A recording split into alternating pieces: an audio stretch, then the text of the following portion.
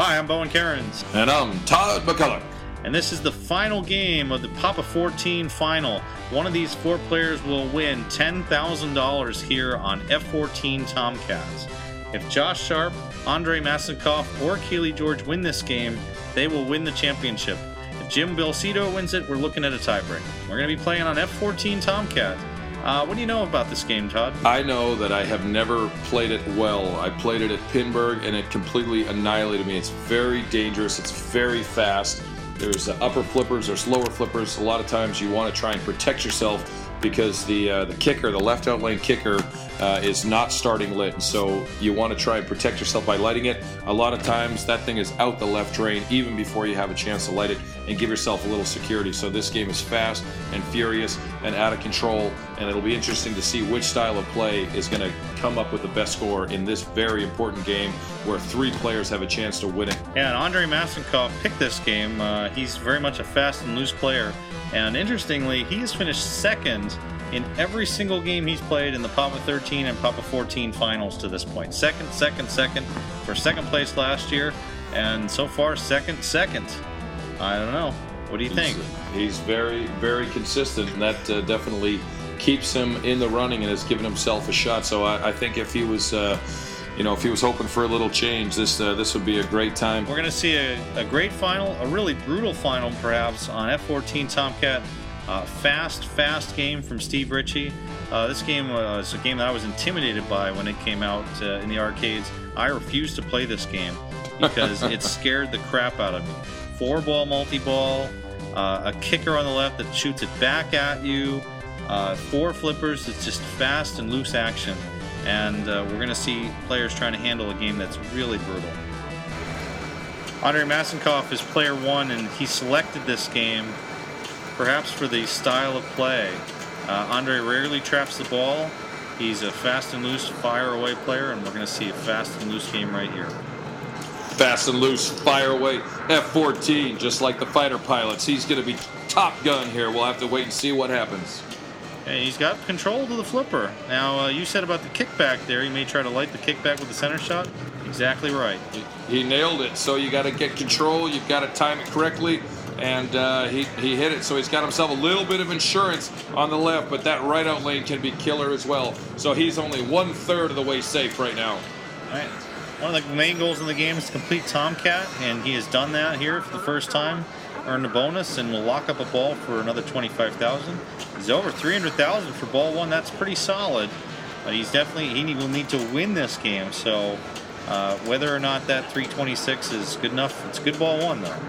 He wants to get out to an early lead. When you pick a game, you end up being player 1. So he wants to send a statement to the other players to give them something to look at, give them something to think about. And we talked about that out lane and just having the ball saver. He used the kickback, and 5 seconds later, it's right back in there. If you use it, you lose it, and it's hard to get back. That's nasty. Jim Belsito's pretty much 0 for 6 on puppet. 0 for 7. Right down that left side in under 10 seconds, and unfortunate for him. Josh Sharpe, again, if Josh wins this game, or Cayle or Adam, they will be the champ. And if they don't, they'll be the chimp. They're picking up the chump. A little bit of points up here in the upper playfield. You get a feature called Hot Streak going if you can get up there, and just a quick drain to the right out lane. It's brutal over there. There is a post to help you, but the angle is wrong like that one was. That angle won't help you. It's an equal opportunity trainer to the left, to the right, to the left, down the middle. And here's Cayle. Cayle, getting a bounce out there. Oh, wow. He lit the kickback, and that is the other dangerous part of using that kickback target. Sure, you get your kickback, but if you lose a ball trying to light a kickback, what good is that kickback? It's gone. It doesn't help you down the middle. Shoosh. Some nasty stuff here, and that was a great save by Andrei on the right out lane. And a shake there to push the ball back into play. He hits the center target 4 times in a row. You only have to hit it once to light that kickback. He's got it. He's going to want to stay away from those center targets now. He's going to light those Tomcat targets. And looks like he's trying to pass the ball over the left flipper. You get 1 free Tomcat letter for the lock shot on the right. So effectively, 5 letters is as good as 6. Lock is lit now. I know what you're thinking. Does he have 5 lock letters or does he have 6? Go ahead, make my day, Andrei Massenkoff. Andre playing well, and he must be playing well for him to play long enough for you to make jokes like that. But there it goes. Andre, that's a really tough drain off the lock post in the upper right corner. A bounce to the middle, unexpected drain. But at 538,000, he's in a good position. He's not in a necessarily victorious position yet, but nobody else has put up a ball. Here's Jim. Jim's playing the longest ball yet of the tournament by letting the ball sit in the plunger lane for a few seconds. Ouch. And it's really unfortunate for Jim. Oh, my God. Wow. 0 for 8. But Jim's performance in the quarterfinals and semifinals was fantastic. Well-deserved finalist, but the games have not been nice to him at all. He said to the game, "You're not going to let me play," and F-14 Tomcat rarely lets anybody play. He's never let me play, I'll tell you that right now. Here's Josh taking over ball 2, and we're again having some trouble seeing the game. Oh! Josh head position a little high because of the upper flippers, I suppose, but he lost that ball pretty quick. He was covering the center drain with his head. Fortunately, we got to see the drain. It was off to the left where his head wasn't covering it, so we got full view of that drain. Woo! Oh! Cayle, unfortunately, flipping the ball, trying to get control, accidentally flips the ball into the right out lane instead. Always feels a little worse when you do it to yourself, when you know you could have controlled a little bit better and you end up paying for those mistakes. It's a little bit frustrating, for sure. If you lose the ball on your own volition, you lose the ball when something bad happens, it's no big deal. But when you lose the ball because you bounced it over there, just oh God, that's one that hopefully won't hang with him for too long. But Cayle he'll have another turn. Got to shake it off, on to the next ball. There's only one more ball left for all players as Andrei Massenkoff takes over his ball 3. He's racking up some bonus. He's got the 3rd lock lit, and that would be serious. If he can get into multi-ball, we could see him run away with it right here. Well, he loved keeping the ball up high there. It doesn't stay up there for long. This is a hard game to keep the ball in the upper playfield, but he was getting some nice target shots, and he's got that lock lit on the right there. He's used the kickback again. That's what it's there for. You might as well use it. He's over 800,000. Got a heavy bonus coming his way if he no. Oh, it's a big crowd cheer here for Andre as he puts up almost 1 million points. Everybody else will have a long way to go when he's in the clubhouse. Putting on the green jacket. Possibly, but there's 2 players behind him who can each put up something to take that away. Unfortunately, that's not Jim. Jim will have one more ball here to... Fortunately for Jim, it's pretty much 0 for the finals. He is a far better player than what we saw here, and if you go back and look at the videos from the quarters and the semis, he proves it. He won a bonus on Family Guy for making TV Wizard mode in the tiebreaker to get here. That's some clutch play right there in the early rounds for Belsito to give himself Final 4 appearance. And Josh needs to play a great ball here if he can get to multi-ball. And oh my God!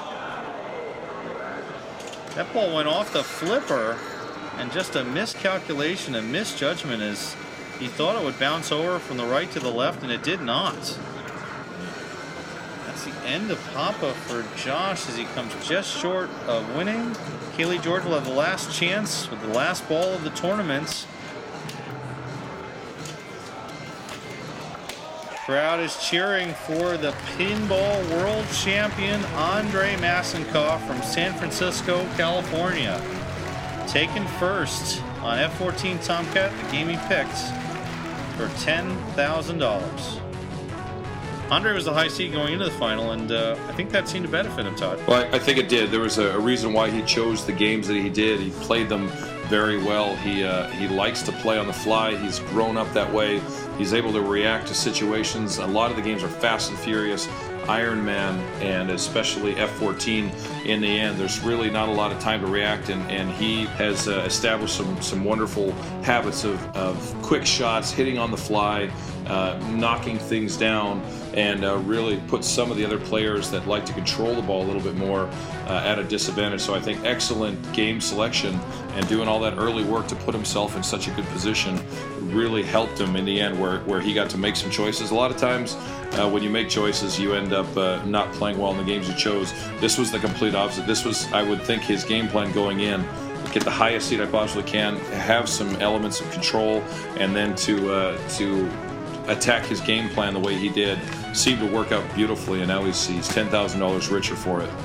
And he's the world champion. A very well-deserved victory for Andrei Massenkoff. Josh Sharpe, just short, takes second place, and that's still $3,500. Not a bad day of pinball for Josh. Cayle George in third takes home $2,000. And Jim Belsito in fourth place takes home $1,000 just for making it all the way to the finals. Unfortunately for him, just completely snake bit in that final round. There was some great play by some great players, and like you said, Jim Belsito was pretty unbelievable in some earlier rounds, and things did not go his way. Some of these games that can be really nasty were extra nasty to Jim, and after the first two games, he was pretty much out of it in the final. And it was really up to that last game, see who was going to take control, and that game really just flew by. And we talk about one ball that says it all, and Andrei Massenkoff was able to get a good ball early and be able to really set the tone, put the pressure on the other players to have to do well on a game that's very difficult to control. That's a great point, and with that, we'll end it here at Papa 14 Final. Our world champion is Andrei Massenkoff, and we'll see you at Papa 15, August 9th through 12th, 2012.